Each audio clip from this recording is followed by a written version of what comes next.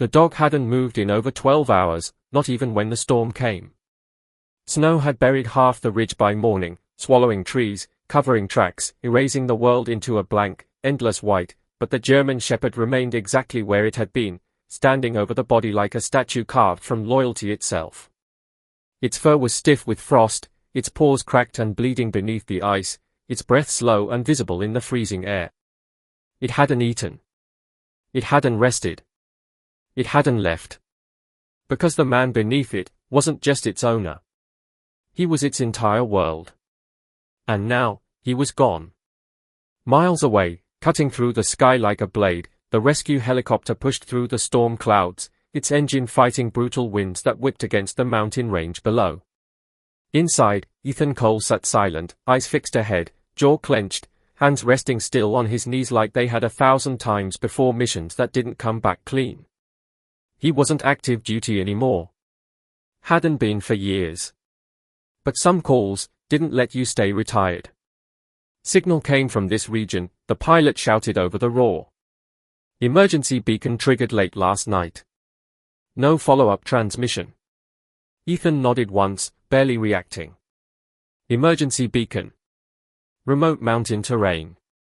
No communication. That combination rarely ended well. Across from him, one of the younger rescue operators shifted nervously, adjusting his gloves. Could be hikers, he said, trying to sound casual. Or climbers. Ethan didn't answer. Because he had already seen the file. The name. The coordinates. And the one detail that didn't sit right. Former military. That meant discipline. Preparation. Experience. Men like that didn't just get lost. Which meant something had gone very, very wrong. The helicopter broke through a pocket of cloud, revealing the jagged ridge below, a stretch of frozen wilderness untouched by roads, untouched by time. And then, the pilot leaned forward. There, he said. At first, it looked like nothing. Just a dark shape against the snow. Then it moved. Not much. Just enough.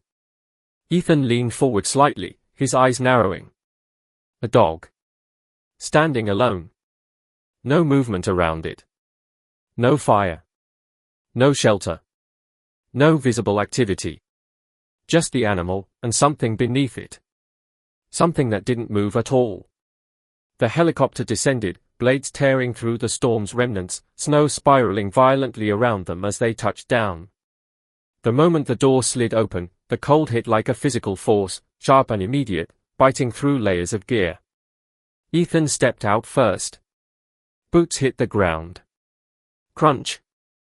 The sound echoed in the silence. And the dog turned its head. Slowly. Deliberately. Its eyes locked onto him from across the clearing, unflinching, steady, aware. Ethan froze for half a second. Not out of fear. Recognition. Because he knew that look. He had seen it before. In working dogs during deployment. In K9 units trained for combat zones. That wasn't a stray. That wasn't a lost pet. That was a trained animal. And it was still on duty. The rest of the team began moving behind him, spreading out cautiously, but Ethan raised a hand slightly. Hold, he said. They stopped. The wind howled softly through the trees, carrying the faint scent of something metallic. Blood. Ethan took one step forward. Then another. The dog didn't growl. Didn't bark. Didn't retreat.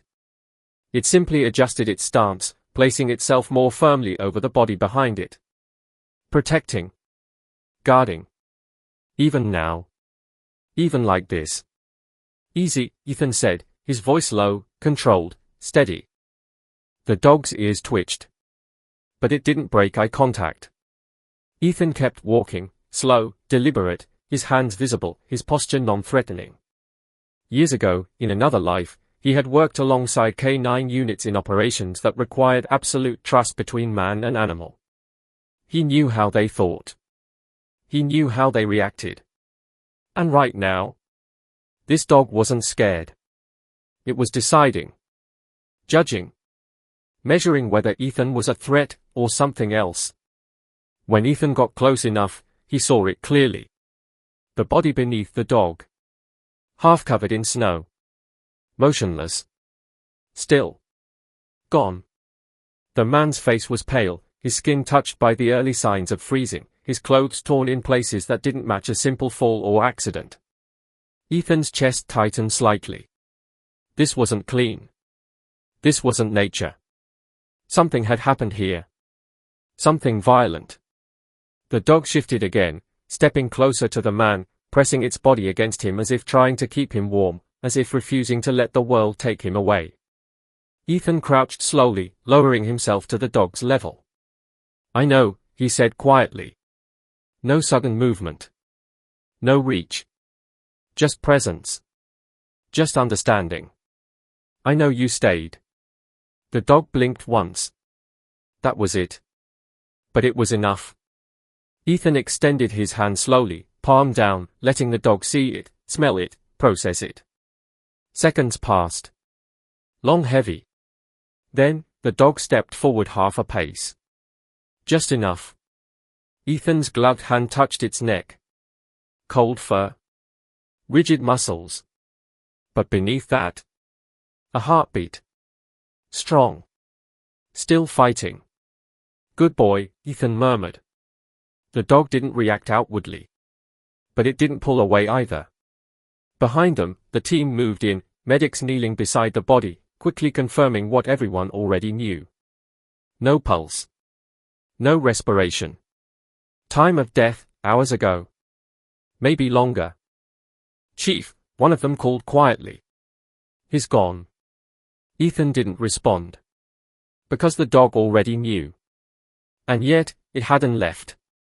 That's when Ethan noticed something else. Footprints. Not just one set. Multiple. Faint. Partially covered by snow. But still there. His eyes sharpened instantly. This wasn't a simple case of exposure. Or a fall. This man hadn't been alone.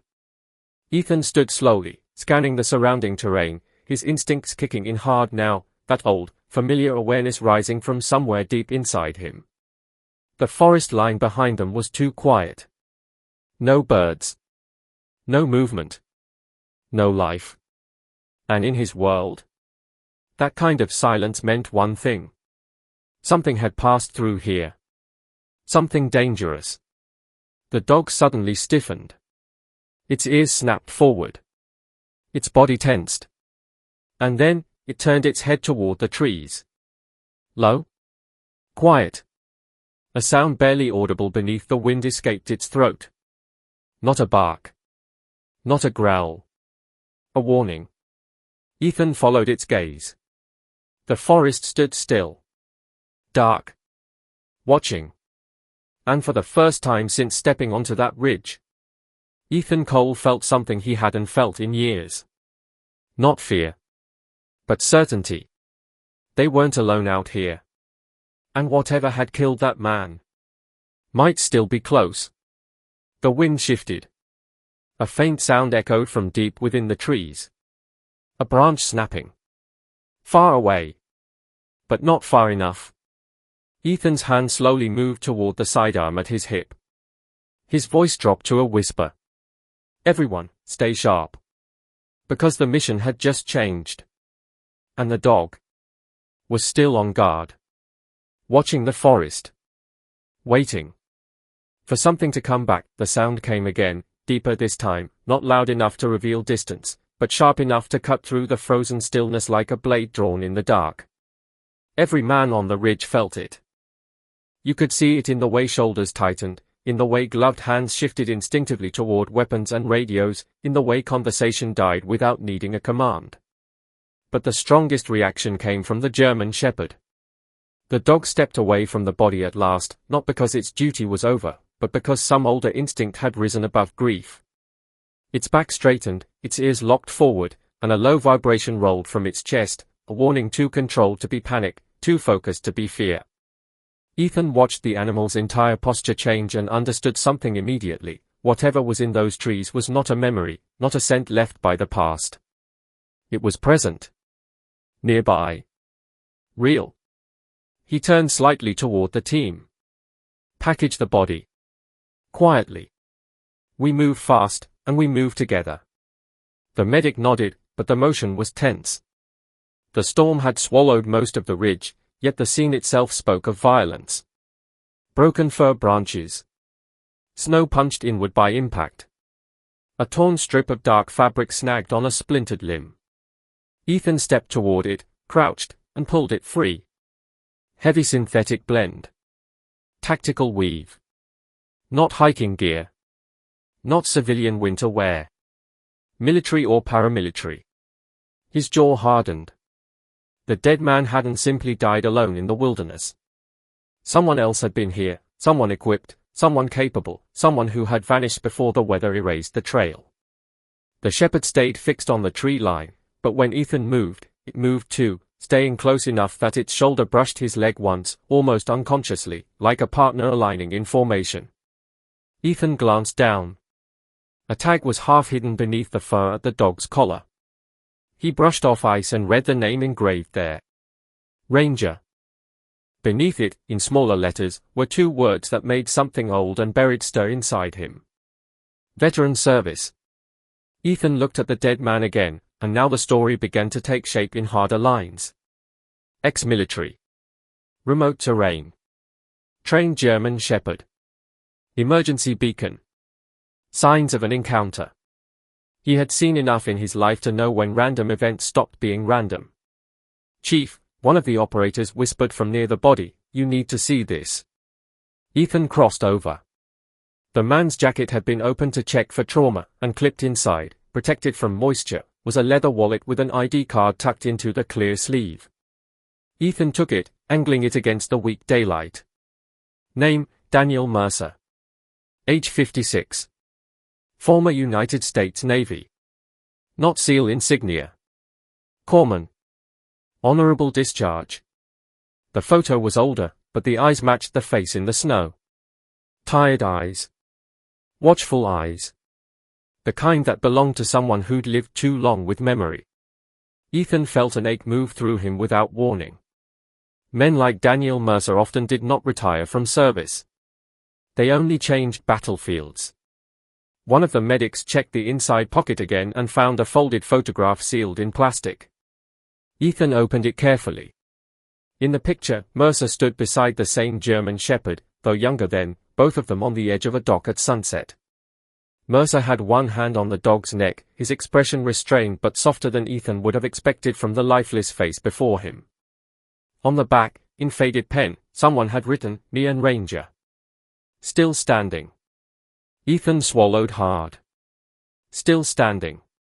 The phrase hit like a distant echo. He had told himself something similar after Afghanistan. After the blast. After the blood. After carrying men he couldn't save. Still standing. It had sounded noble at the time. In truth it had meant something uglier. Still breathing. Still functioning. Still pretending. But not living. Not really. Ranger suddenly snapped his head toward the slope below the ridge and barked once. It was the first full bark they had heard from him, and it shattered the air. Ethan pivoted, weapon out now, eyes sweeping downward.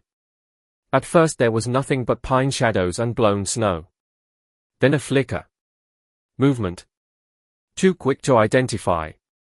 Human? Animal? The team spread into a defensive arc. "I saw it," one of them muttered. Right side, below the rocks. Ethan kept his breathing level.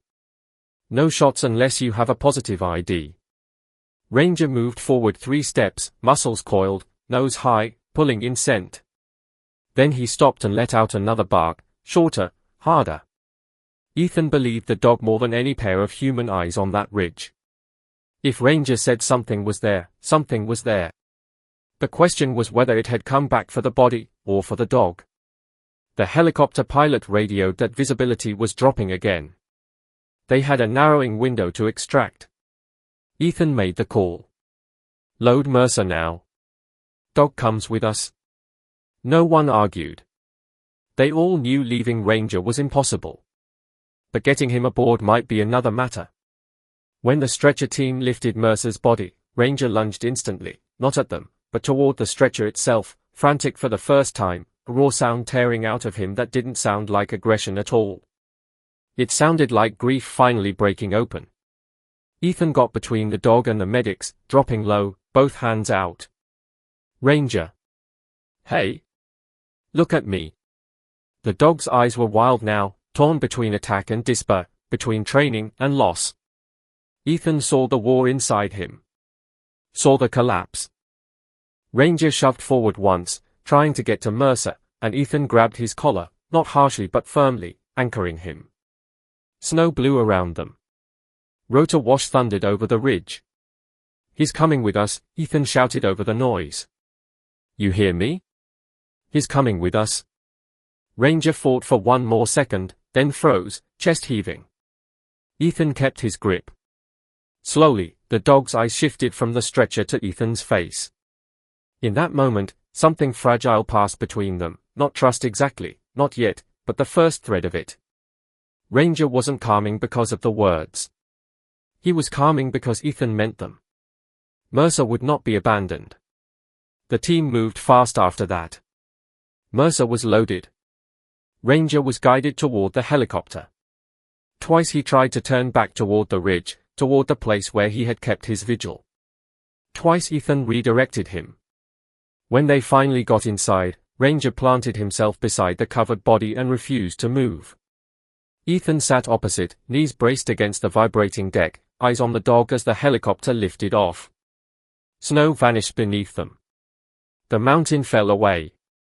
And only then, with the mission shifting from recovery to investigation, did Ethan allow himself a longer look at Daniel Mercer's face. There were lacerations along the jaw and temple. Bruising to the throat. Not enough blood for gunfire. Not the clean damage of a fall. Ethan had seen enough dead men to know when a body told the truth that paperwork would later try to simplify. Mercer had fought someone. Maybe more than one someone. And he had died close enough to his beacon to trigger it, but not close enough to any shelter to survive the night.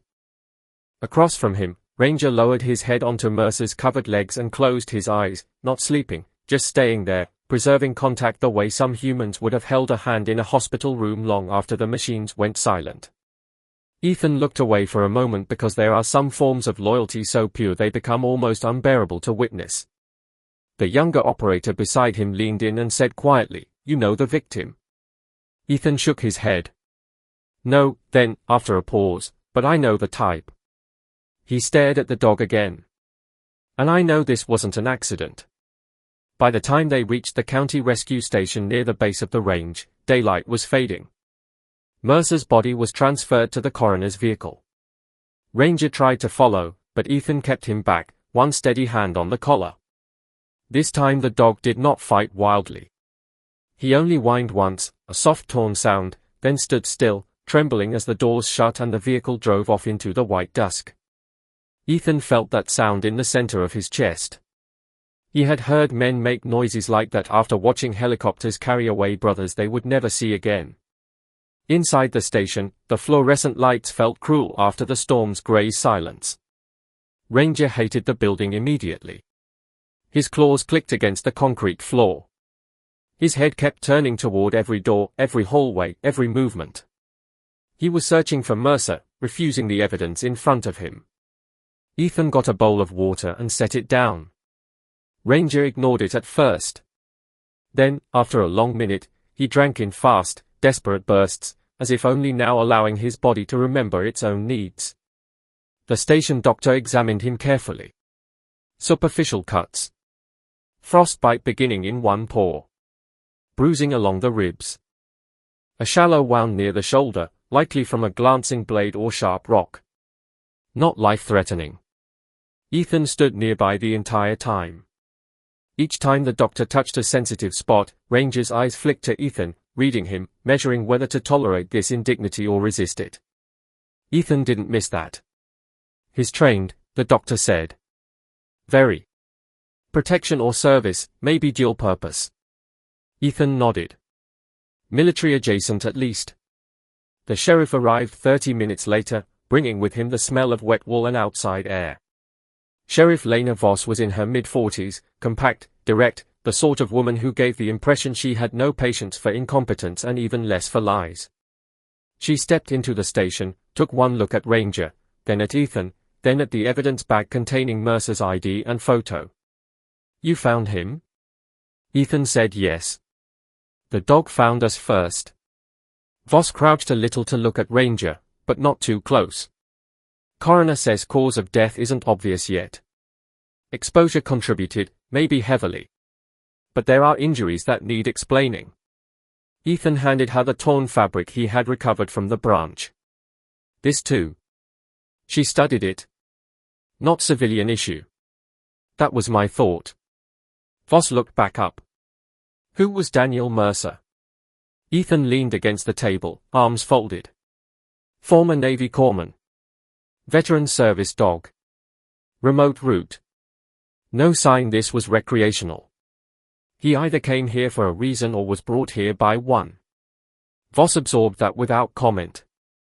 Then she asked the question Ethan had already been asking himself. "And why did the dog stay?" Ethan glanced at Ranger. The shepherd had finally lain down but kept his head up, ears alert, eyes on every doorway. "Because Mercer told him to," Ethan said. "Or because nobody could move him?" Voss nodded once. "Either answer bothers me." They went through Mercer's recovered possessions piece by piece. Wallet. Pocket knife. Dead satellite phone with cracked screen. Small notebook soaked but not ruined. No weapon.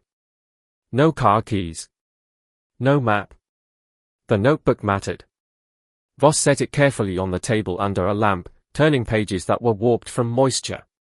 Most were blank or filled with route sketches, elevation notes, short practical entries written in a cramped, disciplined hand. Then Ethan saw a phrase that changed the air in the room. He reached across, tapping the line. "There." Voss read it aloud. "If anything happens, don't trust County Dispatch. Take Ranger to Cole." Silence followed. Not dramatic silence. The worst kind. The kind that arrives when coincidence stops being believable. Voss looked up slowly. "Cole?" Ethan stared at the page, feeling the back of his neck go cold. There were only two Coles relevant here. Himself, and his brother. His brother had been dead 12 years. Which left only one answer. "Me," Ethan said. Voss's expression tightened. "You knew him?" "No," Ethan said, but even to his own ears the word sounded thin. "Not personally." He took the notebook, eyes moving to the line above, then below. The ink had bled, but another fragment was still readable. "Old team. Coronado. Tell Cole about Black Harbor." Ethan stopped breathing for a second. Coronado. Black Harbor. Names he had not heard together in almost 15 years. Names connected to a deployment that had been buried, compartmentalized, and sealed beneath the kind of official silence that ruined marriages and haunted dreams. Voss noticed the change in him instantly. "What is Black Harbor?" Ethan closed the notebook. "A ghost," he said. "Something that was supposed to stay dead." Ranger was already on his feet again. No growl this time. No bark. Just that same fixed stare at the outer door, body rigid, every muscle aligned toward threat. Ethan followed the dog's line of sight. Through the narrow glass inset at the top of the station door, beyond the parking lot washed in blue twilight, a figure stood near the tree line across the road. Motionless. Watching the building.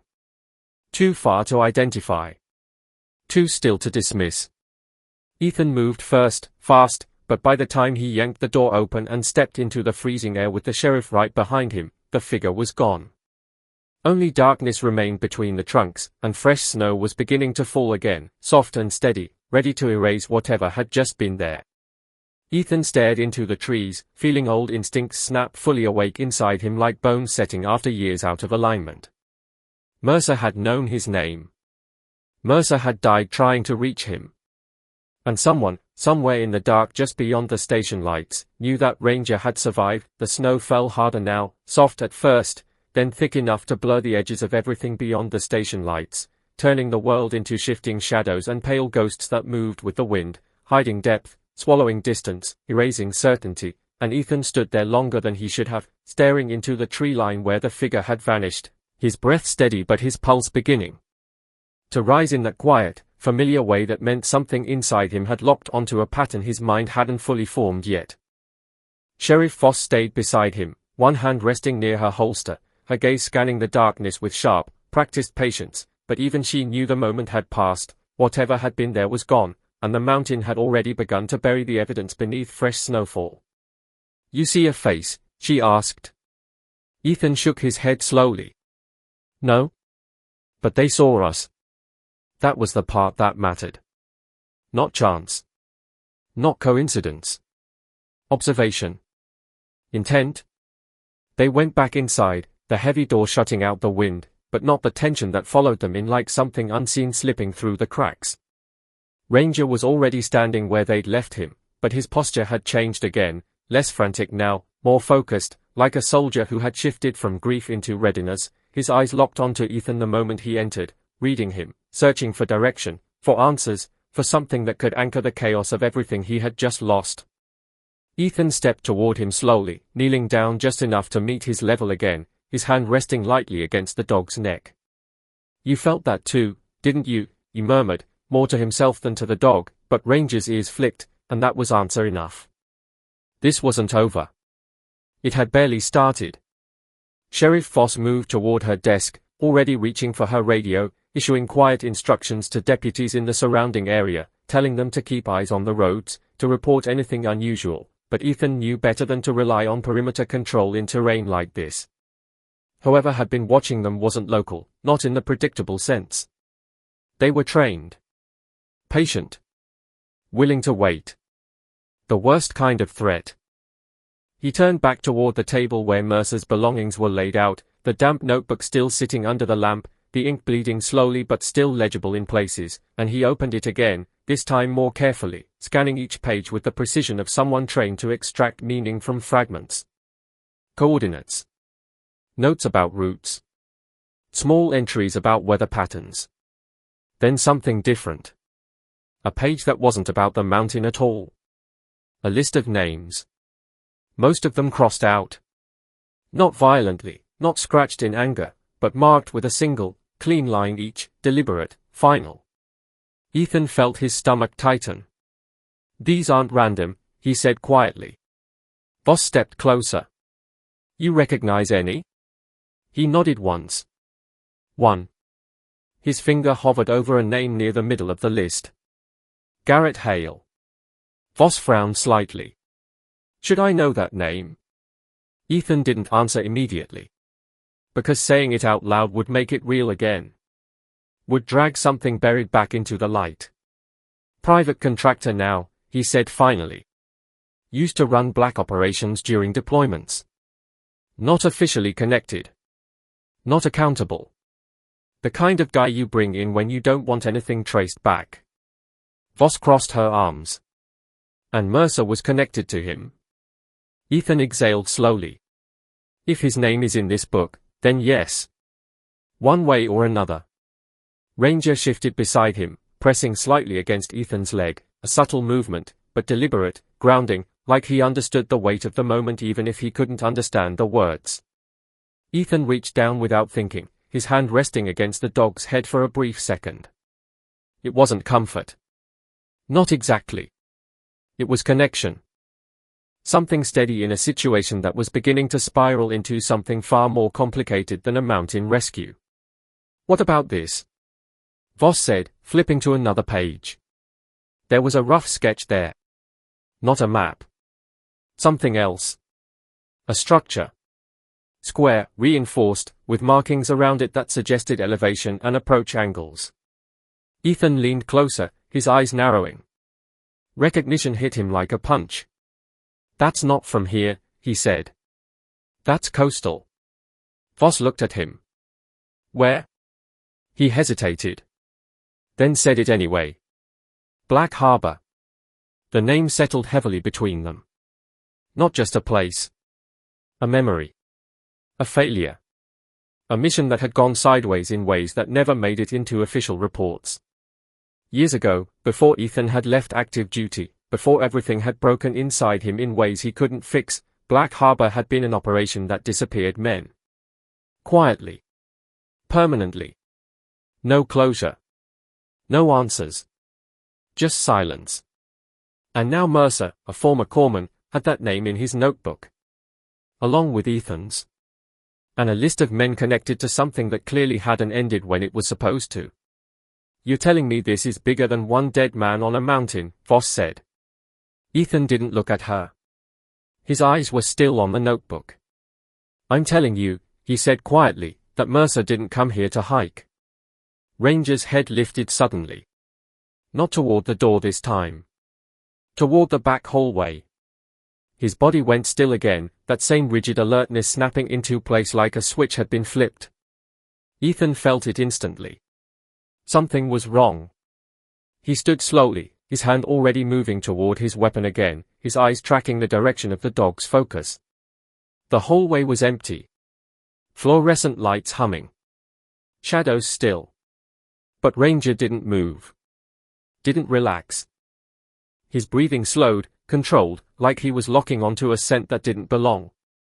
Ethan stepped forward, each movement deliberate, quiet, his boots barely making a sound against the floor, every sense sharpened, every instinct awake. He reached the hallway entrance and paused, listening. Nothing. Then, a faint sound. Metal. Soft. Almost imperceptible. From the back exit. Someone was there.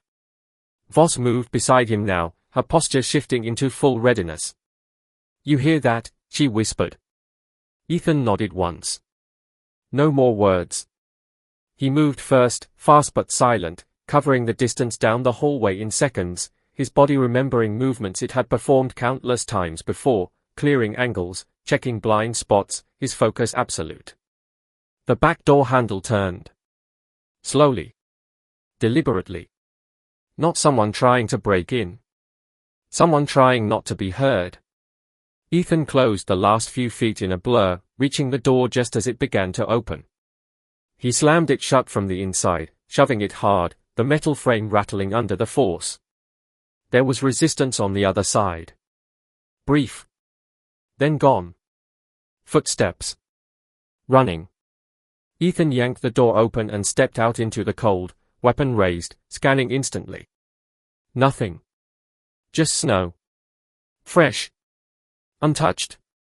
No tracks. No figure. No sound. Like whoever had been there had simply vanished into the storm itself. Behind him, Ranger pushed past, moving out into the night without hesitation, nose low, body tense, tracking something only he could detect. "Ranger!" Ethan called, but the dog didn't stop. Didn't even slow. Ethan cursed under his breath and followed, Voss right behind him, the cold hitting them again like a wall as they moved into the darkness beyond the station lights. Ranger moved fast, weaving through the edge of the tree line, his path precise, focused, driven by scent, by memory, by something deeper than instinct. Ethan kept up, his breathing controlled, his eyes scanning constantly, knowing this was exactly the kind of situation where people made mistakes. Where they got pulled into traps. But Ranger wasn't hesitating. Wasn't confused. He was following something real. Something recent. The forest swallowed them quickly, the station lights fading behind them, replaced by shadows and the sound of wind moving through branches above. Then Ranger stopped. Abruptly. His body locked. His head lifted.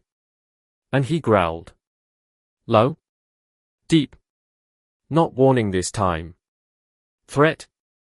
Ethan stepped up beside him, his gaze following the dog's line of sight. At first, there was nothing. Then, movement. A shape between the trees. Closer than it should have been. Watching them. And this time, it didn't run, the figure didn't move, and that stillness was worse than if it had charged or fled, because it meant control, it meant calculation, it meant whoever stood there in the dark understood exactly what they were doing and wasn't afraid of being seen, and Ethan felt that old cold clarity settle over him like armor snapping back into place after years left unused. The wind moved through the trees in low, restless waves, carrying the scent of pine, damp earth, and something sharper beneath it, something metallic and faint that Ranger had already locked onto long before Ethan could even register it. The dog's growl deepened, his body lowering slightly, muscles coiled, ready to spring if needed, but he didn't move forward, didn't break position, waiting instead, as if he knew this moment required patience more than aggression. Ethan raised his weapon slightly, not aiming directly, but ready, his voice cutting through the darkness with controlled authority. "That's far enough." The figure tilted its head slightly, just enough for Ethan to catch the faint outline of a face beneath a hood, but the shadows held most of it hidden, deliberate, intentional. Then a voice came, calm, low, almost conversational. "You shouldn't have come here, Cole." The sound of his own name in that stranger's voice hit Ethan harder than any weapon could have, not because of fear, but because it confirmed everything he already knew. This wasn't random, this wasn't local, this was connected, planned, and far from over. Sheriff Voss shifted beside him, her stance tightening. "Step forward where we can see you," she ordered. The figure didn't comply. Instead, it took a slow step backward, deeper into the shadows. "You're already too late," the voice continued, quieter now, but no less steady. "He wasn't supposed to reach you." Ethan felt his jaw tighten. "Who are you?" No answer. Just silence for a second. Then a faint sound, almost like a breath, almost like a quiet laugh. And then the figure moved. Not running. Not stumbling.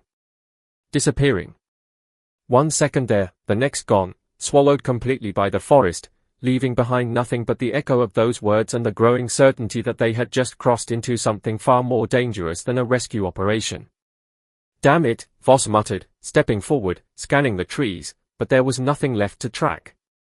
Ranger lunged forward a few steps, then stopped again, his nose working fast, trying to follow the fading scent, but even he hesitated now, as if whatever had been there was moving in a way that made pursuit impossible. Ethan lowered his weapon slowly, but his mind was already moving, connecting pieces, reconstructing the situation with brutal efficiency. Mercer had known his name. Mercer had tried to reach him. Mercer had been killed before he could. And now someone was watching, waiting, making sure whatever Mercer had been trying to expose stayed buried. "We need to get back," Ethan said finally. Voss nodded once. No argument. No hesitation. They moved quickly, retracing their path through the trees, the station lights growing stronger as they approached, but Ethan couldn't shake the feeling that they were being watched the entire time, that every step they took was being measured, observed, calculated by someone who had already planned several moves ahead. When they stepped back inside, the warmth felt artificial, almost suffocating after the cold clarity of the forest, and Ranger immediately moved to Ethan's side again, closer now than before, as if something in that encounter had shifted the bond between them from cautious acceptance to something more instinctive, more immediate. Ethan didn't push him away. Didn't correct the behavior. Because right now, he trusted the dog more than anything else in that building. Voss locked the doors, issued more orders over the radio, tightening the perimeter again, but her expression had changed, the calm professionalism now layered with something sharper, concern, maybe even realization. "You want to tell me what's really going on?" she asked, turning back to Ethan. He didn't answer immediately. He walked back to the table instead, picking up Mercer's notebook again, flipping through the pages faster now, his mind searching for anything he might have missed. Then he stopped.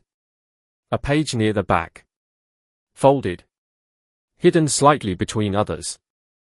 He opened it carefully. Inside was a single line, written more urgently than the rest, the ink pressed harder into the paper. "They never shut it down." Ethan's breath slowed. Voss stepped closer. "What does that mean?" He looked up at her, and for the first time since arriving on the mountain, there was something in his expression that hadn't been there before. Not just focus. Not just tension. Something darker. Something personal. "Black Harbor," he said quietly. It wasn't a mission. It was a cover. Voss frowned slightly. For what? Ethan hesitated, not because he didn't know the answer, but because saying it out loud would drag everything back into the present. Everything he had spent years trying to bury. For people, he said finally. People who were never supposed to exist on paper. The room went quiet. Even the hum of the light seemed to fade for a second. Contractors? Voss asked. Ethan shook his head slowly. Worse. Ranger shifted again, pressing closer to Ethan's leg, sensing the change in his tone, the shift in the air, the rising tension that didn't come from outside threats alone. Ethan placed a hand on the dog's head without thinking, grounding himself for a moment before continuing. Black Harbor was where they trained them. Off-grid. No oversight. No accountability. If something went wrong, it never happened. Voss crossed her arms, her expression hardening. And something did go wrong. Ethan let out a slow breath. Yeah. He looked down at the notebook again. At Mercer's handwriting. At the list of names. And Mercer found out. The realization settled heavily between them. This wasn't just about one man's death. This was about something buried, something dangerous enough that people were still willing to kill to keep it hidden, even now, years later. Even out here, in the middle of nowhere. So what now? Voss asked. Ethan didn't answer right away. His eyes moved to Ranger. The dog was watching him again, waiting, steady, present in a way that felt almost human, like he understood that whatever came next, they were in it together now. Ethan reached down, gripping the dog's collar gently but firmly, his voice low, controlled, certain. Now we find out why Mercer came here, and who made sure he didn't leave. Outside, the storm intensified again, wind rattling against the walls, snow piling higher, cutting them off further from the outside world, and somewhere beyond that storm, beyond the trees, beyond the darkness, someone was still watching, still waiting, still making sure the truth stayed buried. But they had made one mistake. They had left the dog alive. And Ranger had seen everything. The storm didn't just return, it closed in, swallowing the last traces of the outside world until the station felt less like a building and more like an island surrounded by something unseen and hostile, the kind of isolation Ethan remembered too well from nights overseas when extraction wasn't guaranteed and every sound outside the perimeter could mean life or death. Snow hammered against the windows now, thick and relentless, the wind rising in long, hollow screams that rattled the structure in uneven pulses, and inside that noise, inside that pressure, something else settled in, anticipation. Ranger felt it first. He didn't lie down again. Didn't relax. He paced once, twice, then stopped near the main door, head angled slightly as if listening to something beyond what human ears could catch, his body perfectly still except for the slow rise and fall of his chest. Ethan watched him closely, reading every shift, every subtle change in posture. He's picking something up again, Ethan said quietly. Sheriff Voss glanced toward the door, then back at Ethan. You think they're still out there? Ethan didn't answer immediately. He didn't need to. Ranger already had. The dog moved suddenly, not toward the door this time, but toward the side window overlooking the rear of the station, the part of the property that faded into a narrow service road before disappearing into dense forest. His growl came again, low and steady, the kind that didn't spike with emotion but held firm like a warning drawn in steel. Ethan stepped beside him, wiping away the thin layer of condensation on the glass with his sleeve. At first there was nothing but blowing snow, swirling white chaos that distorted depth and distance, but then, something shifted. A shadow. Brief. Too controlled to be random. Contact, Ethan said under his breath. Voss was already moving, radio in hand, calling it in, but Ethan's attention didn't break. The shadow moved again, closer now, just beyond the edge of the building, staying low, staying deliberate. Not testing the perimeter. Studying it. They are probing, Ethan said. Looking for weak points. Voss's voice sharpened over the radio, ordering deputies to reposition, but even as she spoke, the lights flickered once. Then again. And then went out. Darkness slammed into the room instantly, thick and absolute, broken only by the faint emergency lights that kicked on seconds later, casting everything in dim red. Ranger barked once, sharp, explosive, cutting through the silence, and lunged toward the back hallway. Ethan didn't hesitate. "Move," he snapped, already heading after the dog, his weapon raised, his senses snapping into full combat mode without a single conscious thought.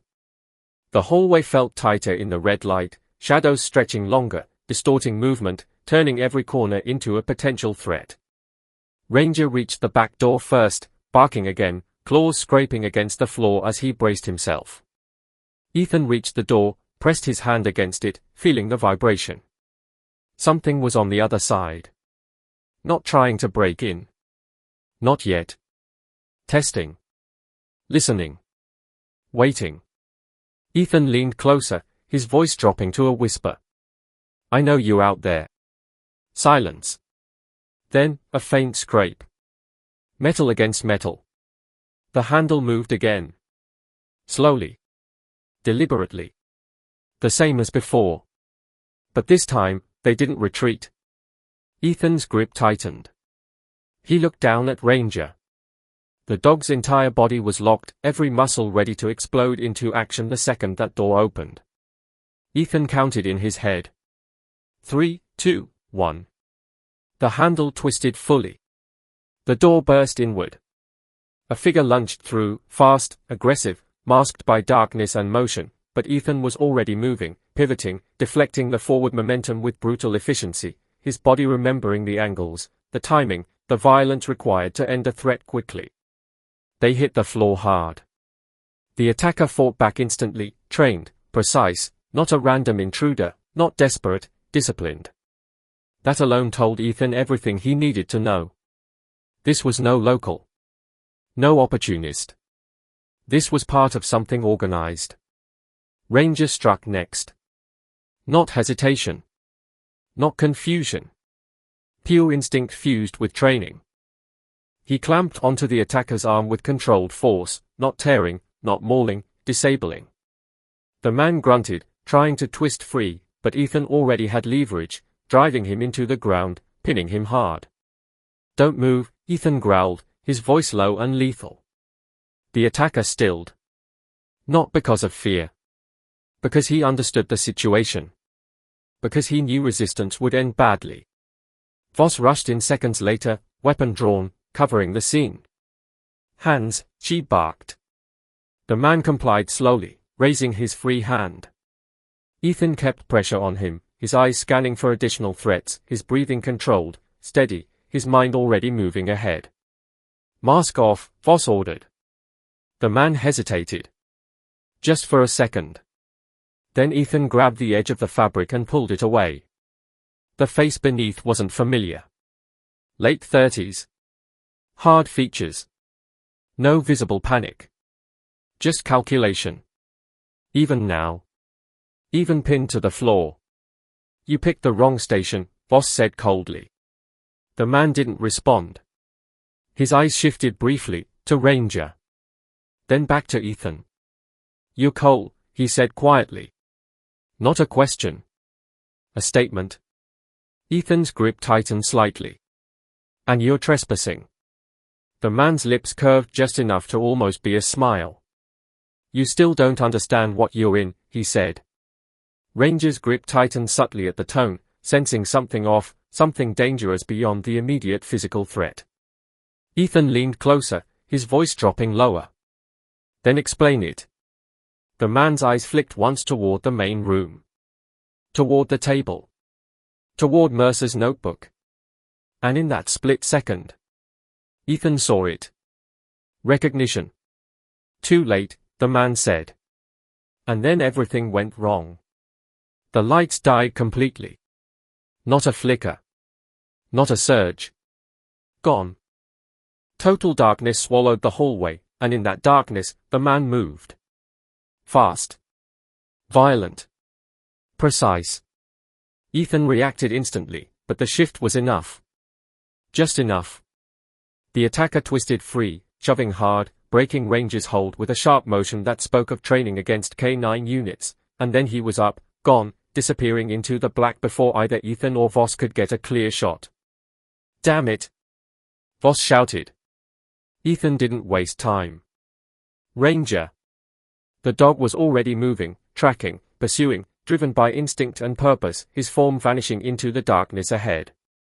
Ethan followed without hesitation, knowing the risk, knowing the danger, but also knowing that letting that man escape meant losing the only direct link they had to whatever this was becoming. The back door slammed open again as they burst outside, the storm raging harder now, visibility nearly gone, the world reduced to fragments of movement and sound. Ranger pushed forward through it all, unrelenting, unstoppable, his focus absolute. Then he stopped. Abruptly. Ethan nearly collided with him. "What is it?" Ethan whispered, his voice barely audible over the wind. Ranger didn't move. Didn't growl. Didn't bark. He just stared ahead. And then Ethan saw it. Footprints. Fresh. Leading away from the station. And then, stopping. Just, stopping. No continuation. No disturbance. No sign of where the man had gone next. Like he had simply vanished into the storm itself. Ethan's jaw tightened. This wasn't just skill. This was planning. This was knowledge of terrain, timing, conditions. The kind of preparation that came from experience. From training. From something far deeper than a simple attempt to silence a witness. Ranger looked up at Ethan then, his eyes searching, questioning, waiting for direction. Ethan knelt beside him, placing a hand firmly against his neck, his voice steady despite the storm, despite everything. "We're not losing this," he said quietly. "Not you. Not him. Not this." Ranger didn't understand the words. But he understood the tone. Understood the promise. And in that moment, something unspoken locked into place between them. Not just handler and dog. Not just survivor and witness. Partners. Bound by something neither of them had chosen, but neither of them would walk away from. Behind them, the station lights flickered back to life, faint and distant through the storm, but ahead, there was only darkness. And whatever was waiting inside it, the storm swallowed sound, swallowed distance, swallowed certainty, and for a few long seconds Ethan stayed crouched beside Ranger, his hands still pressed into the dog's neck, feeling the steady pulse beneath the fur, grounding himself in something real while everything else around them felt like it was dissolving into chaos and white noise, and then he stood slowly, his eyes scanning the empty stretch ahead where the footprints ended as if the man they were tracking had simply stepped out of existence, leaving nothing behind but a question that felt heavier than the mountain itself. Ranger moved first, circling once, nose low, drawing in the scent again and again, refusing to accept the impossibility of it, refusing to lose the trail, because to him nothing simply disappeared, everything left something behind, and if there was even the faintest trace, he would find it. Ethan trusted that. More than logic. More than his own eyes. "Find him," he said quietly. Ranger didn't hesitate. He shifted direction, cutting slightly to the left, toward a cluster of jagged rocks that broke the smooth line of snow, and there, barely visible beneath the fresh layer, was a subtle depression, a disturbance, not a footprint, but a shift in weight, a sign that someone had moved across the surface differently, deliberately avoiding leaving a clear trail. Ethan exhaled slowly. "Good boy," he murmured. The path led downward, away from the station, toward a narrow drop that fed into a lower section of forest where the trees grew tighter and the terrain turned uneven, dangerous, the kind of place where visibility dropped to nothing and sound carried unpredictably. Ethan moved with Ranger, matching his pace, every step controlled, every sense alert, his mind already building the picture ahead. Whoever they were tracking wasn't running blindly, they were leading, guiding the pursuit, choosing the ground, setting the pace, and that meant one thing: this wasn't over yet. Behind them, faint through the storm, came Voss's voice over the radio, calling for them to hold position, to wait for backup, but Ethan didn't respond. Because he knew waiting would cost them everything. The trail would vanish. The opportunity would disappear. And whatever Mercer had died trying to reveal would stay buried. Ranger stopped again, this time near the edge of the drop, his body stiff, his head angled downward, ears forward, listening. Ethan stepped beside him and looked down. The slope dropped sharply into darkness, the trees below dense, tangled, their branches heavy with snow, creating pockets of shadow where anything could hide. Then, movement. Not imagined. Not distant. Real. A shape slipping between the trees, fast, controlled, disappearing behind cover just as quickly. Visual, Ethan whispered. Ranger growled, low and focused. Ethan's grip tightened on his weapon, his breathing steady, his mind narrowing into that familiar tunnel where everything outside the mission faded away. Stay close, he murmured to the dog, not expecting understanding, but receiving it anyway. Ranger didn't break position. They moved down together, carefully at first, then faster as the slope leveled slightly, boots crunching against packed snow, branches brushing against them, visibility dropping to fragments of shapes and movement, the storm above muffled slightly by the canopy but still present, still pressing in. Then a sound. Close. Too close. A branch snapping, not ahead, but to the right. Ethan pivoted instantly, weapon up, eyes locking onto the direction. Nothing. But Ranger reacted harder, spinning, barking once, sharp and aggressive, then lunging forward. Ranger, wait. Ethan moved after him, but the dog was already ahead, cutting through the trees with speed and precision, tracking something that wasn't standing still anymore. And then the trap closed. It happened in a blink. A flash of movement from the left, another from behind, shadows breaking from cover, two figures this time, not one, their timing perfect, their coordination undeniable. Ethan fired once, controlled, forcing distance, but they didn't retreat, they pressed. One went for him, fast, trained, while the other moved toward Ranger, aiming not to kill, but to disable. Ethan intercepted his attacker, the clash immediate, brutal, the kind of close combat that left no room for hesitation, no room for doubt. Snow kicked up around them as they collided, bodies moving with precision, strikes calculated, efficient, nothing wasted. This wasn't random violence. This was trained opposition.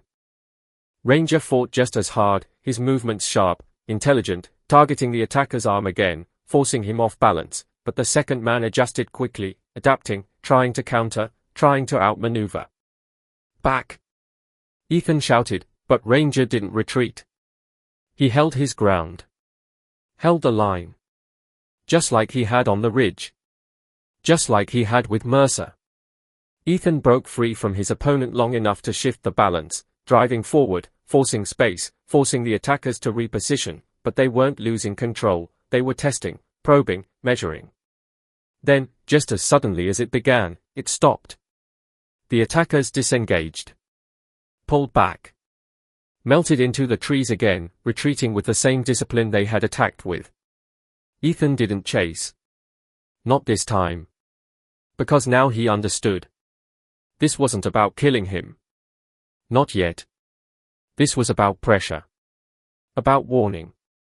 About making it clear that they could reach him, whenever they wanted. Ranger stood beside him again, breathing hard but steady, his body tense, his eyes scanning the trees, ready for another strike that didn't come.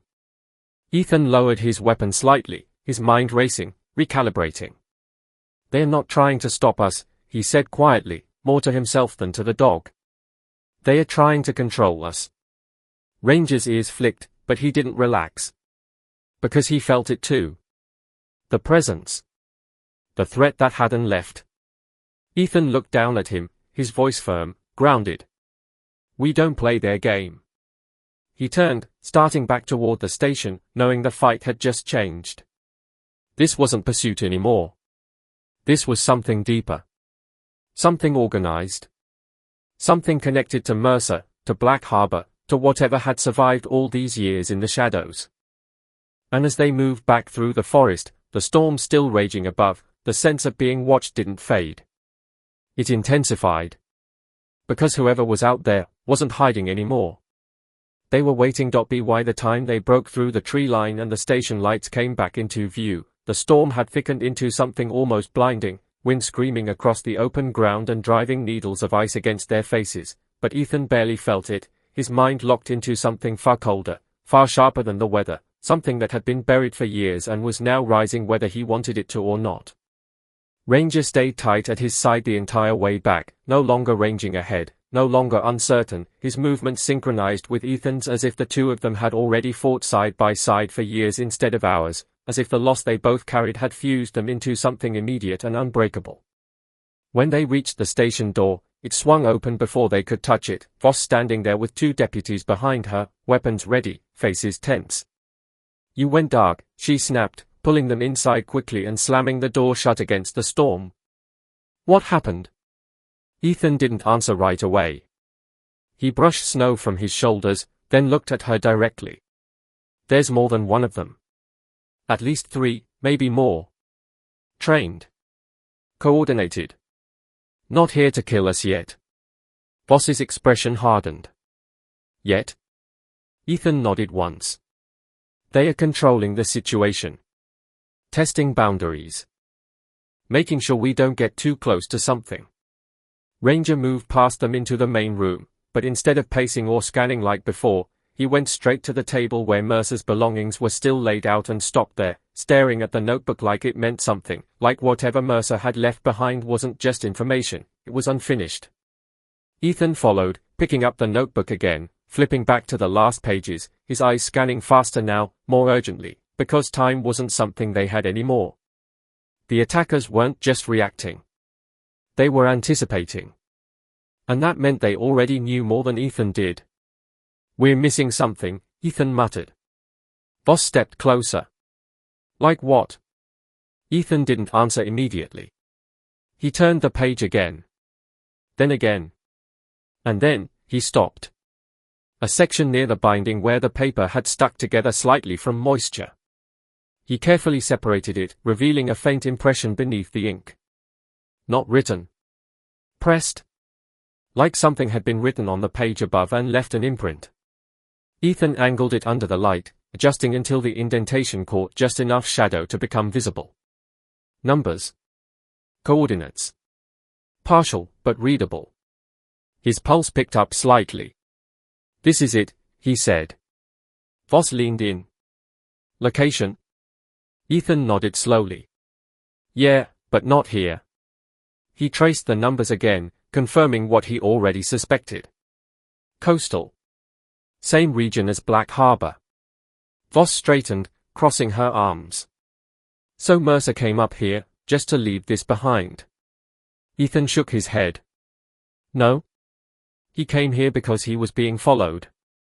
He knew he wouldn't make it. So he made sure someone else could pick up where he left off." Voss's eyes narrowed slightly. "You?" Ethan didn't respond.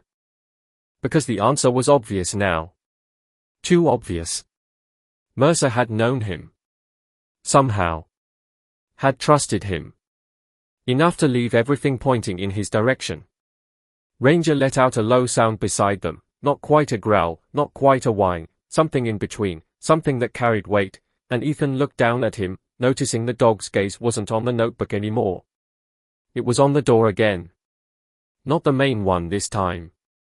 The front. The one facing the road. Ethan moved toward it slowly, each step deliberate, his instincts already screaming that something was about to happen. Voss followed, signaling the deputies to take position. The room fell silent except for the storm outside. Then, headlights. Faint at first. Then stronger. Cutting through the snow, approaching fast. "Vehicle," one of the deputies said. Ethan didn't relax. Didn't lower his guard. Because nothing about this felt right. The headlights didn't slow as they reached the station. They stopped abruptly. Engine still running. No movement. No doors opening.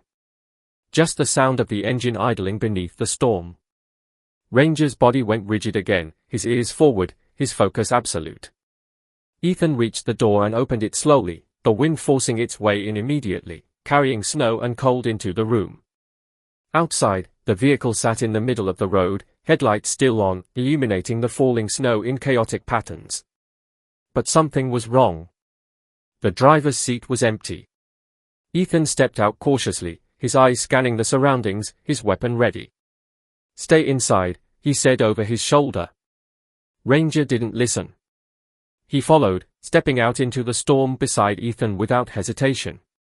The two moved toward the vehicle together, the world around them reduced to light and shadow, movement and stillness. As they got closer, Ethan saw it. The passenger door was slightly open. Just enough.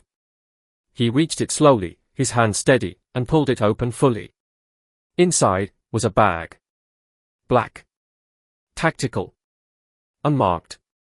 Ethan felt his pulse steady even further, not speeding up, not panicking, but narrowing, focusing into something sharp and precise. This was deliberate. This was a message. He reached in, pulled the bag out, and stepped back. Ranger stayed close, watching, reading everything. Ethan opened the bag carefully. Inside was a phone. Not modern. Not smart. Burned device. And beneath it, a single piece of paper. He unfolded it slowly. Voss stepped closer behind him, her voice low. "What does it say?" Ethan didn't answer immediately. His eyes scanned the words once. Then again. And when he finally spoke, his voice had changed. Not louder. Not emotional. Just colder. More certain. "It says, if you want answers, come alone." The wind howled around them. Ranger stepped closer, pressing against Ethan's leg, as if refusing to let him stand in that moment alone. Ethan looked down at the dog briefly. Then back at the note. And deep inside him, something old and dangerous had just fully awakened. Because this wasn't just about Mercer anymore. This wasn't just about Black Harbor. This was personal.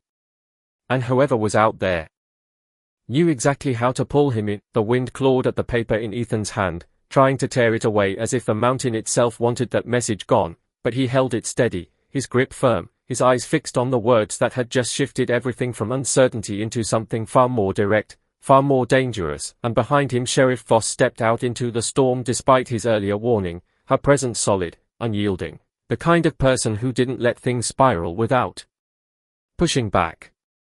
"That's a trap," she said immediately, her voice sharp even through the wind. Ethan didn't argue. "Yeah," he replied quietly. "It is." He folded the paper once, slipping it into his jacket, then picked up the burner phone, weighing it in his hand for a second before pressing the power button. The screen lit up instantly, no lock, no delay, just a single active line. A message already open. Coordinates. A time. Midnight. Ethan's jaw tightened slightly. They weren't just watching. They were controlling the timeline. "We can't let you walk into that alone," Voss said, stepping closer, her tone firm, not a request but a stance. Ethan looked at her, and for a moment the storm faded into the background, the noise, the chaos, all of it secondary to the decision forming between them. "If I don't go," he said, "they disappear. We lose everything Mercer died trying to give us." Voss shook her head. "Or you walk straight into an ambush and we lose you too." Ranger shifted beside Ethan, pressing closer, sensing the tension, the conflict, the weight of the choice being made. Ethan looked down at him briefly, his hand brushing the dog's neck, grounding again, steadying. "He didn't die randomly," Ethan said quietly. "Mercer knew this would happen. That's why he left my name. He wanted me pulled into this." Voss's eyes narrowed. "That doesn't mean you play by their rules." Ethan didn't respond immediately. Because she was right. And he knew it. But this wasn't just strategy anymore. This was something deeper. Something unfinished. He turned back toward the station. "Inside," he said. "We planned this right." They moved quickly, back into the building, the door sealing shut behind them, cutting off the storm again, but not the pressure building inside the room. The deputies gathered, tension high, eyes moving between Ethan, Voss, and the items laid out on the table. Ethan placed the burner phone down, then unfolded the note again, laying it flat under the light. "They want me alone," he said. "That tells us two things." Voss crossed her arms. "Go on." "One," Ethan continued, "they don't want a firefight. Not yet. This is controlled. Intentional. He tapped the phone. And 2, they think I'll follow instructions. Voss gave a slight, humorless exhale. Will you? Ethan didn't answer directly. Instead, he picked up Mercer's notebook again, flipping to the list of names. Mercer wasn't just running, he said. He was tracking something. These names, they are not random. Voss stepped closer. You think they're connected to Black Harbor? Ethan nodded. I know they are. He tapped one of the crossed-out names. This guy. Hale, he was part of a team we lost contact with years ago. Officially, it was classified as mission failure. Unrecoverable. Voss frowned slightly. And unofficially? Ethan's voice dropped. We were told not to ask questions. The room fell quiet again. The weight of that statement settling in. Ranger moved slightly, circling once before sitting near Ethan, his eyes still alert, still scanning, but now anchored, waiting. Ethan continued, his tone steady. If Mercer was tracking these names, and they're all crossed out, Voss finished the thought. Then someone's been cleaning up. Ethan nodded. Exactly. A deputy spoke up from the side. So what? They are eliminating everyone connected to this old operation. Ethan looked at him. Or anyone who knows what really happened. Voss leaned forward slightly, her eyes sharp. Including you.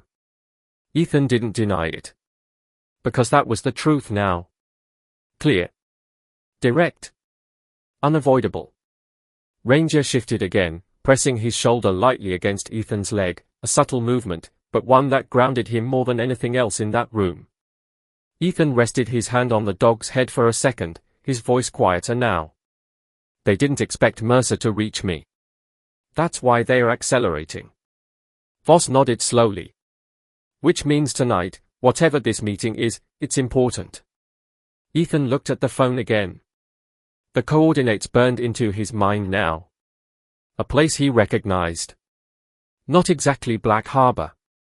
But close. Close enough to matter. It's a staging point, he said. Somewhere they can control the environment. Voss straightened. Then we don't let them. Ethan finally looked at her fully. We don't have a choice. That hung in the air for a second. Then Voss spoke again, her voice calmer, more deliberate. We do it our way. Ethan raised an eyebrow slightly. Meaning? Meaning, she said, you don't go alone. Not really. Ethan considered that. Because that was the line. The risk? If they pushed too hard, showed too much, the entire opportunity could vanish. But if he went alone, he was walking straight into something designed specifically for him. Ranger stood suddenly, his attention snapping toward the table again. Not the notebook this time. The photograph. The one of Mercer and Ranger together. Ethan noticed it immediately. The dog stepped closer, lowering his head slightly, touching the edge of the photo with his nose. Not confusion. Recognition. Memory. Ethan picked it up, studying it again, and something clicked. Something he had missed before. Wait, he said quietly. Voss looked at him. What? Ethan turned the photo slightly, angling it toward the light. In the background, barely visible, was a structure. Faint. Out of focus. But familiar. Too familiar. His pulse shifted again. Not faster. Sharper. That's not random, he said. Voss stepped closer. What are you seeing? Ethan pointed. That building. I've seen it before. Voss squinted. Where? Ethan's voice dropped. Black Harbor. The realization hit harder this time. Mercer hadn't just been tracking names. He had been tracking locations. Connections. Movement. Ranger let out a soft sound, almost like a breath, his head still close to the photo, and Ethan looked down at him, understanding settling deeper now.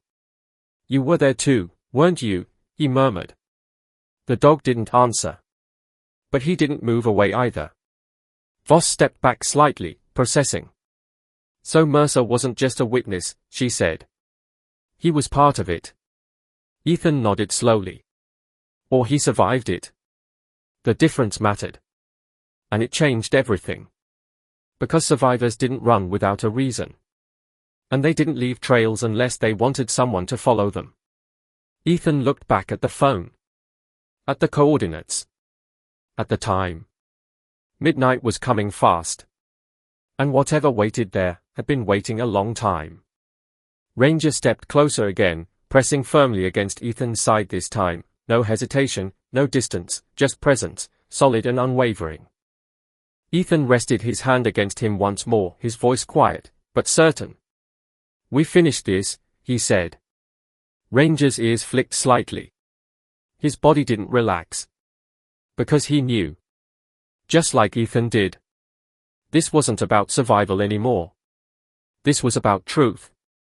And the closer they got to it, the more dangerous everything would become. Midnight came faster than it should have, like time itself had been pulled forward, compressed under pressure, and by the time Ethan stepped back outside, the storm had begun to ease just enough to reveal shapes again, shadows cutting through the drifting snow, the world no longer completely blind but still uncertain, still dangerous, and the road ahead stretched into darkness like something waiting to be crossed. The burner phone sat heavy in his pocket, the coordinates locked in his mind, and behind him, inside the station, Sheriff Voss had made her position clear. She would not let him walk into this alone, but she also understood that whoever set this meeting had planned for interference, had anticipated resistance, and would vanish the second things didn't go their way. So they compromised. Not trust. Not safety. Strategy. Ethan would go alone, but not unprotected. Ranger stood beside him now, no longer restless, no longer uncertain, but fully aligned, his posture steady, his focus forward, like he knew this was the moment everything had been building toward since the ridge, since Mercer, since the first time he had chosen not to leave. Ethan looked down at him once, his voice low. "You don't have to do this." Ranger didn't move. Didn't blink. The answer was already given. Ethan exhaled slowly. "Yeah," he murmured. "Didn't think so." He stepped forward, the snow crunching beneath his boots, Ranger moving with him, not ahead, not behind, but exactly at his side, matching every step, every shift, every pause. They followed the road out of the station's reach, the lights fading behind them until only darkness remained, broken occasionally by the pale glow of moonlight filtering through the thinning clouds above. The coordinates led toward an old coastal access route, one that hadn't been used regularly in years, winding through forest and rock until it dropped toward the cliffs overlooking Black Harbor. Ethan hadn't been back there since the operation. Since the night everything had gone wrong. Since the silence that followed. But he remembered it. Every path. Every blind corner. Every place someone could hide. Ranger slowed slightly as they approached the final stretch, his nose lifting, testing the air, reading it, processing everything that had changed since the last time he had been in a place like this. Ethan trusted that. Trusted him. More than anything else now. The path opened suddenly, the trees giving way to a wide, exposed section of rocky ground overlooking the dark ocean below, waves crashing faintly against the cliffs, the sound distant but constant, and there, waiting in the center of that space, was a single figure. No vehicle. No backup visible.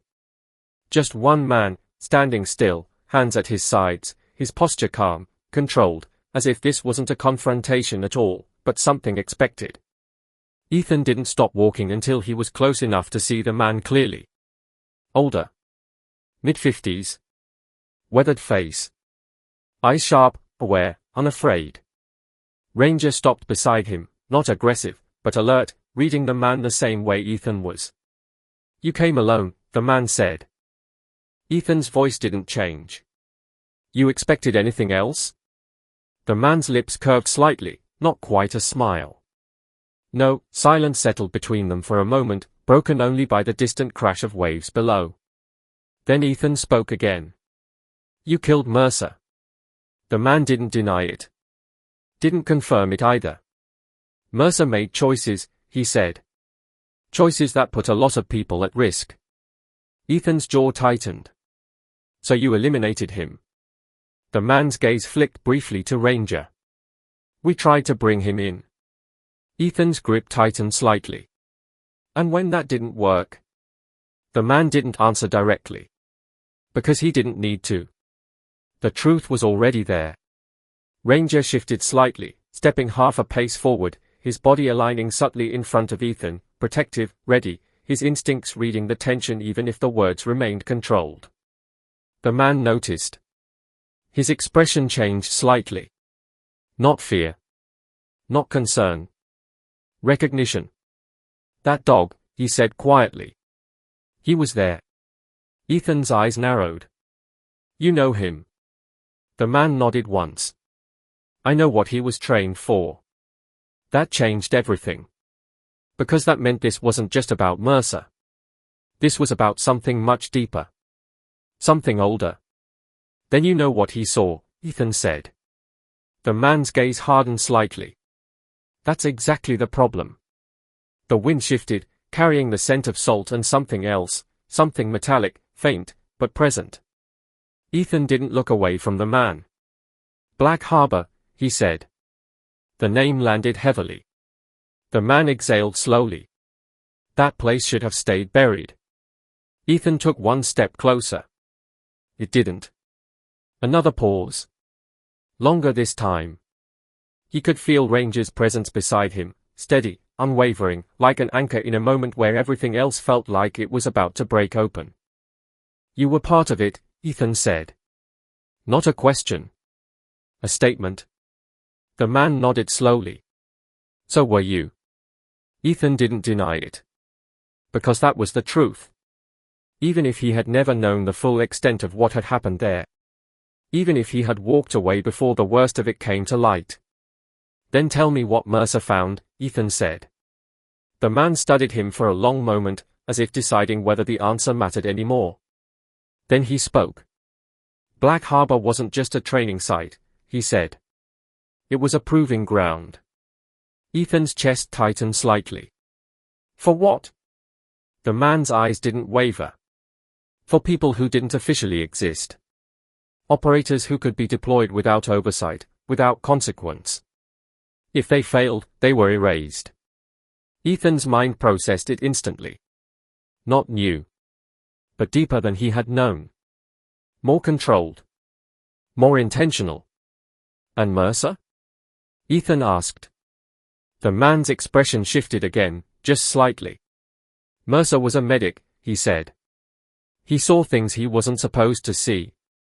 Things they couldn't justify. Ethan's voice hardened. So he ran. The man shook his head. No, a pause. Then, he stayed longer than he should have. That was worse. Because that meant Mercer hadn't just been a witness. He had been part of it. And now you're cleaning up, Ethan said. The man's gaze sharpened. We're containing a threat. Ethan let out a quiet breath. By killing anyone who knows the truth. The man didn't flinch. By making sure what happened there never happens again. Ranger growled low at that, a sound that carried something deeper than instinct, something like memory, like recognition of something wrong, something dangerous beyond simple threat. The man looked at him again. That dog is evidence, he said. Ethan stepped forward instantly, his voice dropping, dangerous now. He's not yours. The man didn't react outwardly. But something in his eyes shifted. No, he said quietly. He's not. Silence stretched again. Then the man reached slowly into his jacket. Ethan's body tensed, ready, but the movement wasn't aggressive. The man pulled out a small device. Another burner. He placed it on the ground between them. You want the rest of the truth, he said. It's in there. Ethan didn't move. And the catch. The man's lips curved slightly again. There's always a catch. Ranger's posture shifted again, more tense now, more alert. Ethan felt it too. Something was wrong. Something had changed. Then the man spoke again. You take that, you become part of this. Ethan's eyes didn't leave him. I already am. The man held his gaze for one last second. Then he stepped back. And that's when Ranger barked. Loud. Explosive. Warning. Ethan turned instantly, too late. Shapes moved from the darkness behind them. Not one. Not two. Many. And this time, they weren't testing anymore. They were closing in. The first shot didn't echo, it snapped, sharp and close, tearing through the air before the sound of it could even register, and Ethan moved on instinct, not thought, grabbing the device off the ground in one fluid motion while pivoting hard to the side, dragging Ranger with him as bullets tore into the rock where they had been standing seconds before, sparks and fragments exploding outward into the cold night. The trap had finally closed. Not controlled anymore. Not measured. This was the endgame. Ranger didn't hesitate, didn't falter, his body already aligned with Ethan's movement, low, fast, calculating angles in a way that spoke of training deeper than instinct, deeper than memory, something forged in places like Black Harbor where survival wasn't a skill, it was the only outcome allowed. Ethan moved toward cover, pulling behind a jagged outcrop, his breathing steady despite the chaos, his mind snapping fully into combat clarity, every sound, every movement, every shadow processed instantly. Multiple attackers. At least 4, maybe more. Coordinated. Closing distance. No negotiation. No retreat. Ranger barked again, sharp, directional, and Ethan followed the cue without question, firing once toward the left flank where the dog's attention had locked, forcing movement, breaking their formation for just a second. It was enough. They shifted positions, using the terrain, using the darkness, using everything the attackers had counted on controlling. But Ethan wasn't reacting anymore. He was anticipating. Because now he understood the full picture. Mercer hadn't just uncovered the truth. He had disrupted it. And now, they were trying to erase everything connected to him. Including the last witness still standing beside Ethan. Ranger lunged forward suddenly, breaking from cover, not recklessly, but precisely, targeting one of the attackers who had moved too far out of formation, his body a blur of muscle and intent as he struck, taking the man down with controlled force, buying Ethan the seconds he needed to shift again, to reposition, to turn the fight from defense into something else. Something decisive.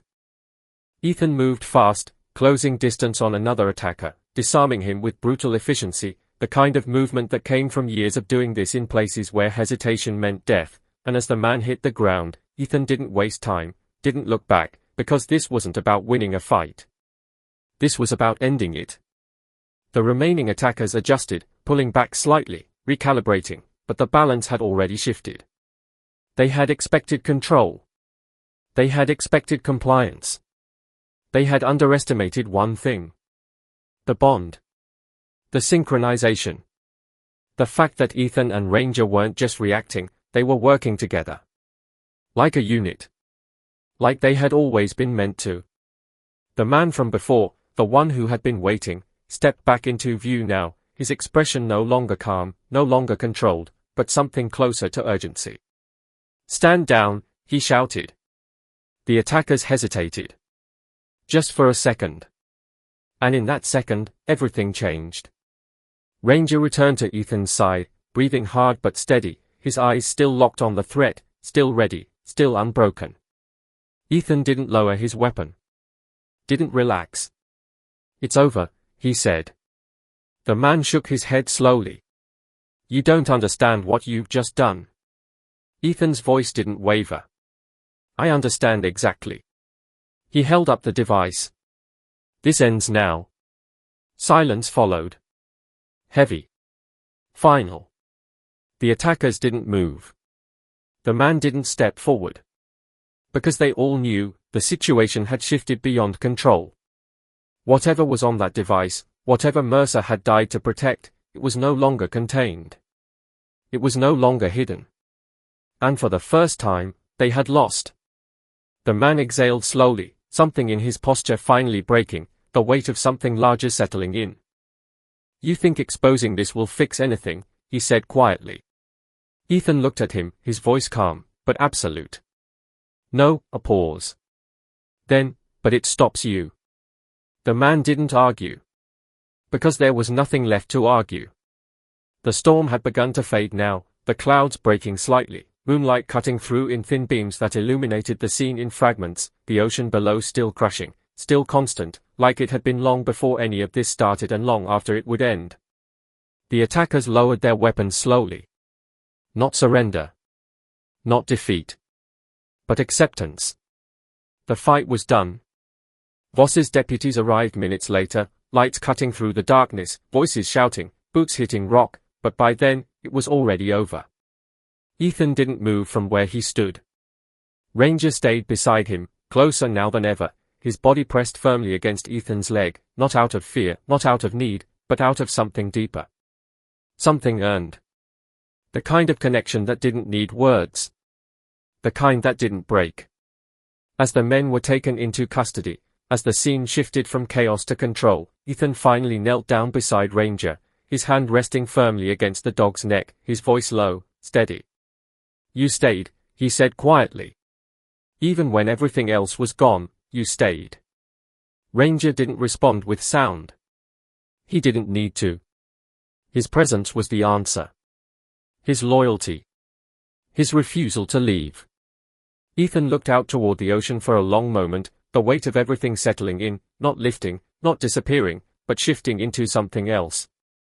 Something that didn't feel like guilt anymore. Something closer to purpose. Mercer had died trying to bring the truth forward. Ranger had carried that truth through the storm, through the silence, through the loss, refusing to let it disappear. And Ethan had finally finished what should have been done years ago. The wind softened. The storm moved on. And for the first time since stepping onto that ridge, the silence didn't feel wrong. It felt earned. Ethan stood slowly, Ranger rising with him, still at his side, still aligned, still unbreakable. "Come on," Ethan said quietly. Ranger stepped forward with him without hesitation. Not because he was told, but because he chose to.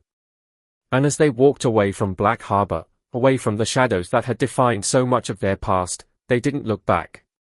Because some things weren't meant to be carried forever. Some things were meant to be faced, and finally left behind.